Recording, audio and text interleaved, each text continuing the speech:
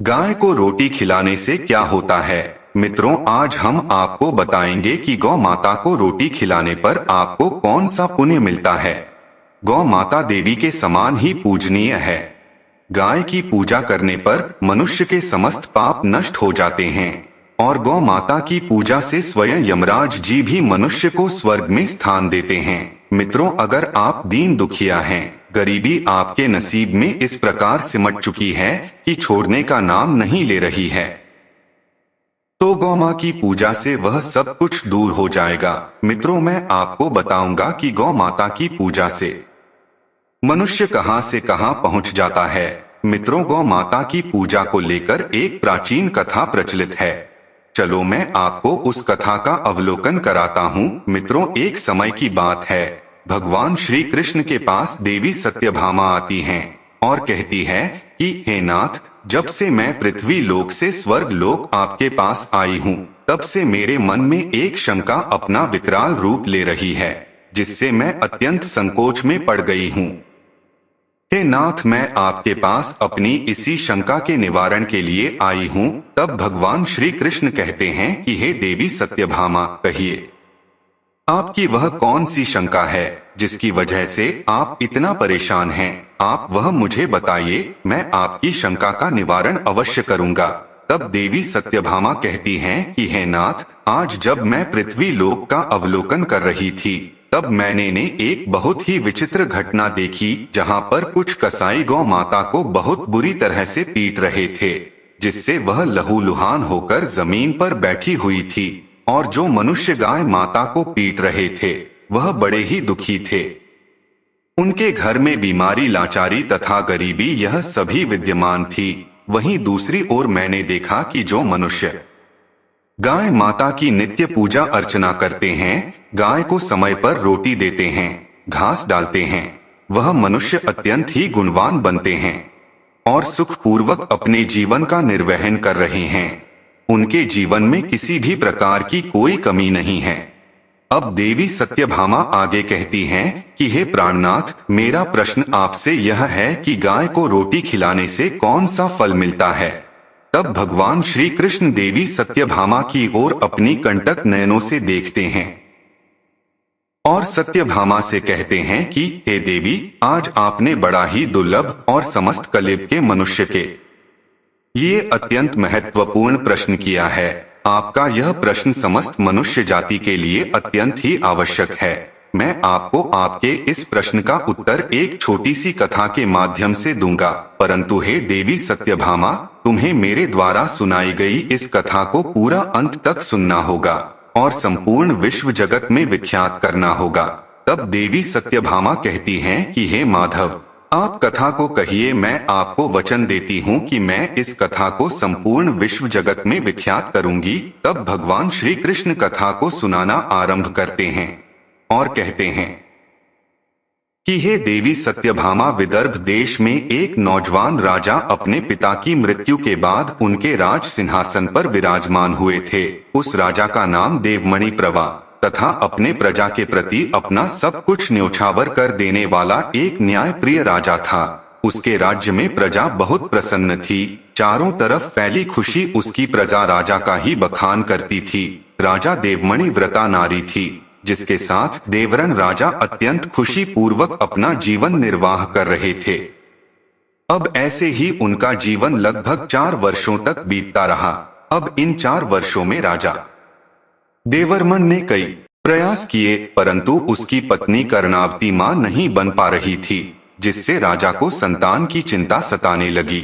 एक दिन राजा इसी गम में डूबे हुए अपने राजगद्दी पर बैठे यही सोच रहे थे कि आखिरकार अगर कारणवश मेरी मृत्यु हो गई तो मेरा यह राज्य भार कौन संभालेगा।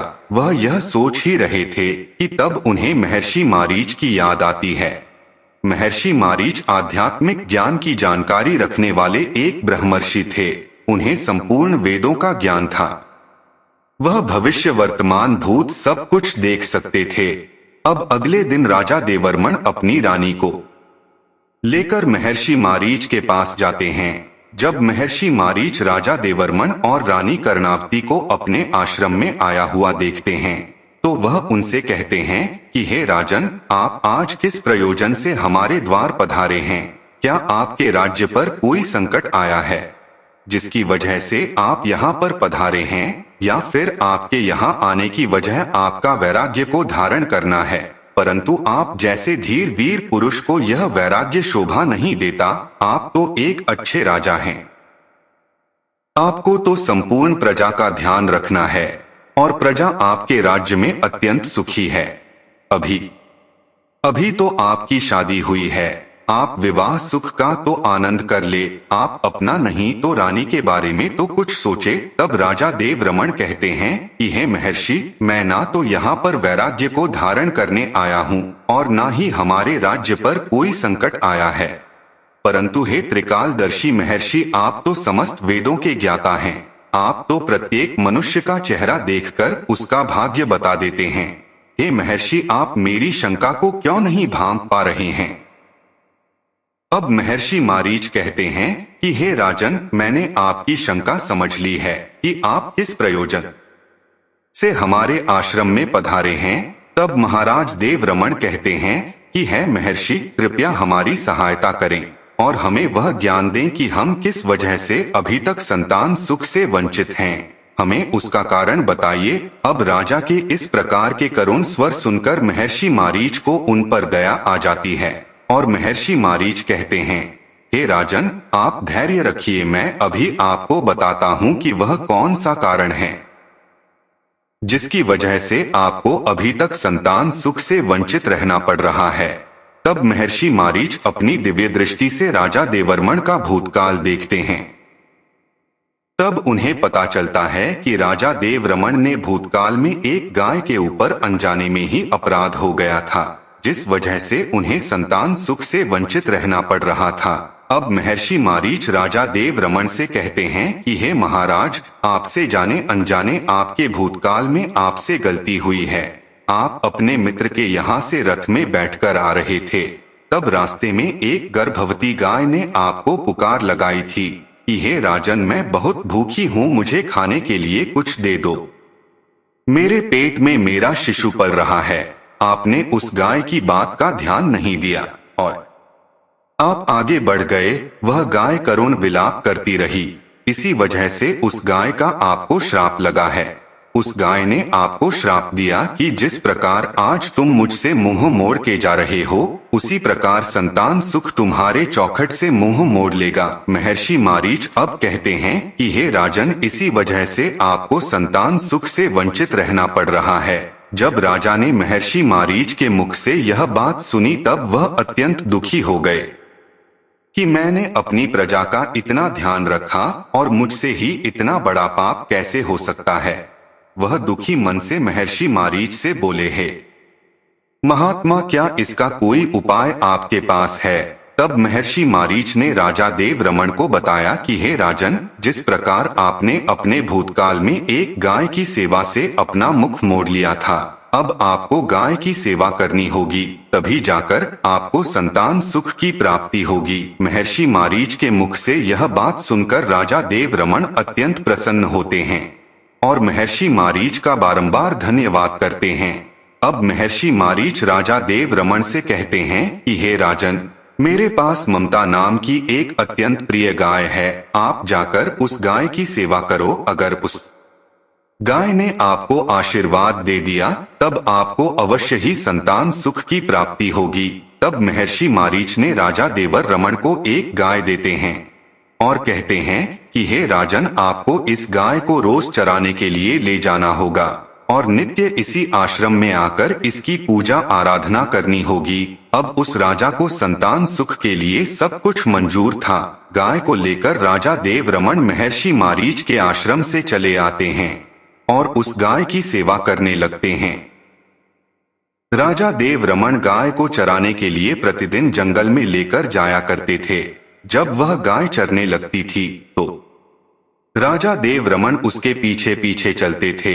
उस गाय को वह इधर उधर से हरी हरी घास लाकर उस गाय को खिलाने लगते। जब वह गाय किसी वृक्ष के नीचे बैठती तो उसके लिए तालाब से पानी लाते और उसे पिलाते थे। अपने हाथों से उसके मस्तक को सहला देते थे। इस प्रकार से राजा देव रमन उस गाय की सेवा में अपना सर्वस्व न्यौछावर करने लगे थे। और जब शाम हो जाती थी तो महाराज उस गाय के साथ आश्रम में लौट आते हैं। आश्रम में पहुंचते ही उस ममता गाय ने महाराज को अपनी जीभ से चाटना शुरू कर दिया, जिससे महाराज का शरीर पवित्र हो गया और उसके सभी पाप नष्ट हो गए। उसके बाद महारानी कर्णावती ने आगे आकर ममता गाय के आगे हाथ जोड़े और विधिपूर्वक पूजन किया और चरणों में मस्तक झुकाया। फिर उस गाय ने उस रानी की पूजा को स्वीकार किया और रानी पर अपनी दृष्टि डालकर उसके सभी दोष समाप्त कर दिए। गाय की दृष्टि पड़ते ही रानी पवित्र हो गई। इस प्रकार से राजा देव रमन को उस गाय की सेवा करते हुए अब राजा रानी को 17 दिन बीत गए। फिर 21वें दिन महाराज जब गाय को लेकर जंगल में गए तो वह गाय चरते चरते कैलाश पर्वत पर चली गई। अब श्री कृष्ण कहते हैं कि हे देवी सत्यभामा, उसके पीछे पीछे राजा देव रमन भी चले गए। अब वहां उस पर्वत पर खड़े होकर राजा देव रमन कैलाश पर्वत की सुंदरता को एक कटक निहार रहे थे। इतने में ही अचानक से एक बाघ ने आकर उस गाय को बलपूर्वक दबोच लिया। राजा को उस बाघ के आने की आहट तक राजा देवर रमन को मालूम नहीं हुई। अब जैसे ही वह उस बाघ में गाय को दबोचा, तुरंत ही ममता गाय ने जोर से कहा, महाराज मेरी रक्षा करो। राजा देव रमन ने गाय की तरफ देखा तो ममता गाय को एक बाघ ने पकड़ रखा था और उसके नाखूनों के घाव की वजह से अब उस गाय को यातनाएं होने लगी। अब उसकी आंखों से आंसुओं की धारा बहने लगी, जिसे देखकर महाराज व्यथित हो उठे और उन्होंने तुरंत ही अपना बाण निकाला और धनुष की डोरी पर रखा और उस बाघ को मारने के लिए प्रत्यंचा खींची। उसी समय उस बाघ ने महाराज की तरफ देखा।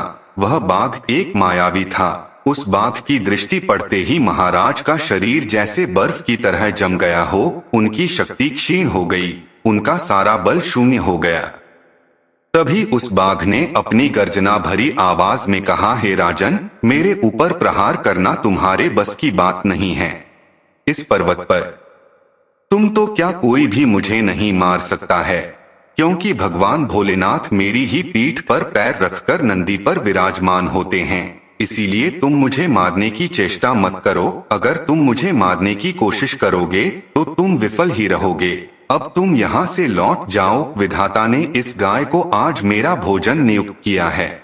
मुझे आज इसके मांस को खाकर अपना भर पेट भोजन करना है। इसीलिए तुम इसमें दखल देने की कोशिश मत करो। मैं जानता हूँ तुम सूर्यवंश में जन्मे हुए राजा देव रमन हो और सूर्यवंशी एक बार जो ठान लेते हैं वह किए बिना पीछे नहीं हटते हैं। परंतु तुम्हें अभी यह ज्ञात नहीं, इस कैलाश पर्वत पर भगवान भोलेनाथ की असीम माया फैली हुई है। इसीलिए तुम यहाँ से तुरंत ही चले जाओ। अब श्री कृष्ण कहते हैं कि हे देवी सत्यभामा। फिर राजा देव रमन कहने लगे, हे बाघराज, कृपया आप इस गाय को ना मारे। यह महर्षि मारीच जी की संपूर्ण मनोरथ को सिद्ध करने वाली ममता गाय है। हे बाघराज, आप इसकी हत्या ना करें। इस गाय की रक्षा और सेवा करने का आदेश महर्षि मारीच ने मुझे दिया है। इस गाय का एक नन्हा सा बछड़ा भी है जो घर पर इसकी राह देख रहा है। मैं इस गाय को इस हाल पर मरने के लिए छोड़कर नहीं जा सकता हूँ। यह मेरे क्षत्रिय धर्म के खिलाफ है, क्योंकि एक क्षत्रिय अपना सर कटवा सकता है परंतु अपने दिए हुए वचन को पूरा करता है।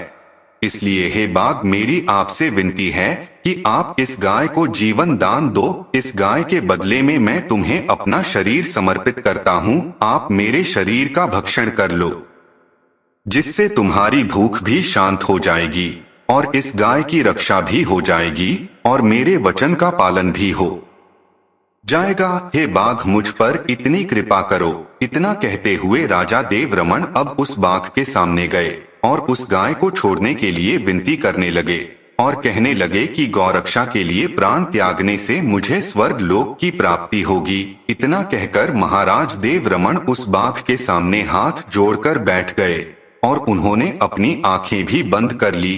फिर अचानक से राजा देव रमन के कानों में एक आवाज सुनाई पड़ी, हे पुत्र उठो, मैं तुम्हारी सेवा को करते देखकर अत्यंत प्रसन्न हूँ। यह सुनकर महाराज उठ खड़े हुए और उन्होंने अपने सामने उस गाय को देखा, परंतु वह बाघ कहीं दिखाई नहीं दिया। तभी वह गाय एक दिव्य स्त्री के रूप में बदल गई और राजा से कहने लगी, हे राजन, यह सब मेरी ही रची हुई माया थी। मैं ही तुम्हारी परीक्षा ले रही थी और तुम अपनी इस परीक्षा में सफल हुए। तुम मेरे लिए अपने प्राण देने के लिए तैयार हो गए, इसीलिए मैं तुमसे बहुत प्रसन्न हूँ। अब तुम मुझसे कोई भी वरदान मांगो, मैं तुम्हारी हर एक मनोकामना को अवश्य ही पूरा करूंगी। अब श्री कृष्ण कहते हैं कि हे देवी सत्यभामा, महाराज देवरमण कहते हैं, हे गौ माता, मेरे मन में जो इच्छा है उससे तो आप भली भांति परिचित हैं। कृपया आप मुझे पुत्र प्राप्ति का वरदान दीजिए। मेरी आपसे एकमात्र यही कामना है, क्योंकि मुझे कोई भी पुत्र नहीं है, और अगर मुझे किसी पुत्र की प्राप्ति ना हुई तो मेरे राज्य का कौन संभालेगा, मेरे राज्य का उत्तरदायी कौन बनेगा। अब उस दिव्य स्त्री ने कहा, हे पुत्र, तुम पत्ते के दोने में मेरा दूध लेकर उसका पान करो, इससे तुम्हें अत्यंत ही बुद्धिमान और गुणवान पुत्र की प्राप्ति होगी। महाराज देवरमण कहने लगे, हे माता, अब आप अपने असली रूप में आ जाइए और मेरे साथ महर्षि मारीच के आश्रम पर चलिए, और मैं आपकी पूजा आराधना करके अपने अनुष्ठान को पूरा करके आपके अमृत समान दूध का पान करना चाहता हूँ। अब वह दिव्य स्त्री एक गाय में बदल गई। उसके बाद राजा देवरमण उस गाय को साथ लेकर आश्रम चले गए। आश्रम में पहुँचने पर महारानी ने आगे आकर उस गाय का पूजन किया। तब उस गाय ने कहा, हे महारानी, आप मुझे स्पर्श करें, इससे आपको अत्यंत गुणवान और विद्वान पुत्र की प्राप्ति होगी। फिर महारानी ने गाय को स्पर्श किया। महाराज और महारानी ने उस गाय की शास्त्रों के अनुसार पूजा आराधना की और उनके अमृत के समान दूध को प्रसाद समझकर ग्रहण किया। अब महर्षि मारीच कहने लगे, हे राजन, अब आप अपने पाप से मुक्त हो चुके हैं। अब तुम्हारी हर एक मनोकामना अवश्य पूर्ण होगी। अब राजा देवरमण अपने राजमहल को लौट आते हैं और कुछ समय बाद राजा देवरमण को एक अत्यंत ही सुंदर और गुणवान पुत्र की प्राप्ति हुई, जिससे राजा और रानी अब बहुत प्रसन्न हुए। कुछ ही सालों में उन्हें 2 पुत्र और 3 कन्याओं की प्राप्ति होती है। अब श्री कृष्ण कहते हैं कि हे देवी सत्यभामा, जो भी मनुष्य गाय की सेवा करता है, उसे भोजन कराता है, उसकी पूजा करता है, उस मनुष्य के सभी काम सफल होते हैं। जो भी मनुष्य गाय की रक्षा करता है, उसकी कभी दुर्गति नहीं होती है। मृत्यु के बाद वह देवलोक में जाता है और भगवान विष्णु के दर्शन करने का सौभाग्य उसे प्राप्त होता है। जो मनुष्य गाय का दूध पीता है, वह सभी प्रकार के रोगों से दूर रहता है। जो मनुष्य गाय का दान करता है, उस मनुष्य को मोक्ष की प्राप्ति होती है। जो स्त्री रोज गाय को रोटी खिलाती है, वह देवी बन जाती है। गाय माता उसके समस्त पापों का नाश कर देती है और उसके सभी मनोरथ धीरे धीरे पूर्ण हो जाते हैं। अतः सदैव गौ माता की रक्षा और उनकी पूजा करनी चाहिए। इतना करने से ही मनुष्य के सभी कार्य सफल होते हैं, उसकी दरिद्रता और गरीबी समाप्त हो जाती है। गाय एक ऐसा प्राणी है जिसके अंदर एक माँ के समान ही ममता होती है। वह इंसानों के सभी हाव भाव को पढ़ लेती है और गाय के आशीर्वाद से मनुष्य देखते ही देखते कहां से कहां पहुंच जाता है। जो मनुष्य नित्य गाय की सेवा करता है, उसकी पूजा आराधना करता है, संपूर्ण सर्वस्व गाय पर न्योछावर कर देता है, उसके घर पर कभी पैसों की कमी नहीं होती। यमराज भी उसके घर का दरवाजा देरी से खटखटा है, पति पर आई हुई विपदा टल जाती है। गाय माता आपके बीमार बच्चे को मृत्यु के मुंह से बाहर खींच लाती हैं। गाय से मिला आशीर्वाद अमोघ होता है, जिससे प्रत्येक मनुष्य का दुर्भाग्य मिट जाता है और वह मनुष्य यशस्वी, तेजवान और सर्वगुण संपन्न हो जाता है। इसलिए हे देवी सत्यभामा, प्रत्येक मनुष्य को गाय की सेवा करनी चाहिए। और जो मनुष्य गाय के मांस को अपना भोग समझते हैं, उनको यमराज जी द्वारा कुंभी पाप नरक में डालकर उसे गर्म तेल में तलते हैं और उनके मांस का भक्षण यमलोक के दैत्य करते हैं। गाय अत्यंत पवित्र प्राणी है। गाय को खुश करने मात्र से प्रत्येक मनुष्य की समस्त समस्याएं दूर हो जाती हैं। और वह मनुष्य अक्षय बन जाता है। उस मनुष्य को किसी भी चीज का भय नहीं रहता। अब देवी सत्यभामा कहती हैं, हे माधव, आपने जो यह कथा हमें सुनाई है वह अत्यंत ही पावन है। मैं इस कथा का अवलोकन संपूर्ण स्वर्ग लोक में विख्यात करूंगी। मित्रों, आपको यह कथा कैसी लगी हमें कमेंट में अवश्य बताइएगा। और गाय के आशीर्वाद से मनुष्य रंग से राजा भी बन जाता है।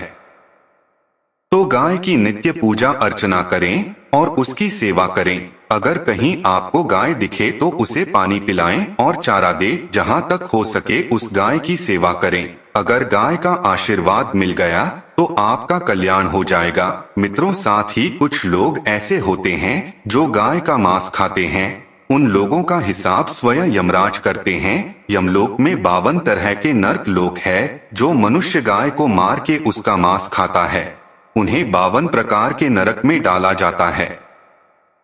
तो दोस्तों, ये थी वह कथा। यदि वीडियो अच्छी लगी हो तो कमेंट में जय श्री कृष्ण ना अवश्य लिखे। आप सभी को दिल से धन्यवाद।